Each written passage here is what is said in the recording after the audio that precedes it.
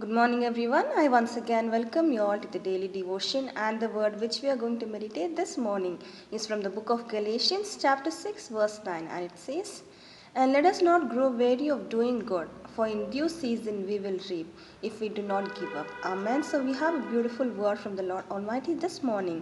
The Lord is saying, do not be tired of doing good work in Christ, because at the due time you are going to reap whatever good you have done, and do not give up the good work which you are doing in Christ. Amen. So let us all take a good decision on this day to continue the good work which you are doing. So at the right time the Lord Almighty is going to reward us. Amen. As it says in the book of 1 Corinthians chapter 15 verse 58. Therefore, my beloved brothers, be steadfast, immovable, always abounding in the work of the Lord, knowing that in the Lord your labor is not in vain. Amen. So don't stop, be always steadfast and immovable in doing the good work of the Lord, because your labor in Christ is not going to be in vain. Amen. At the right time, the Lord is going to repay you for whatever you have done. Amen. So let us all thank God for the beautiful word which is given us today and pray.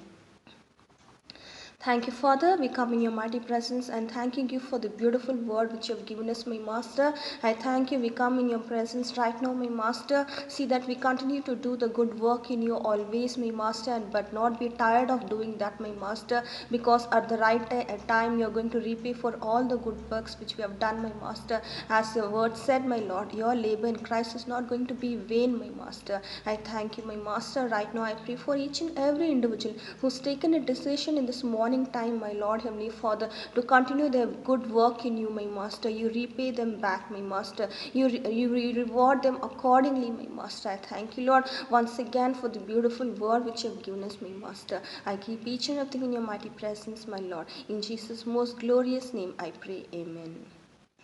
Amen. Thank you all. Have a great and blessed day. God bless you all.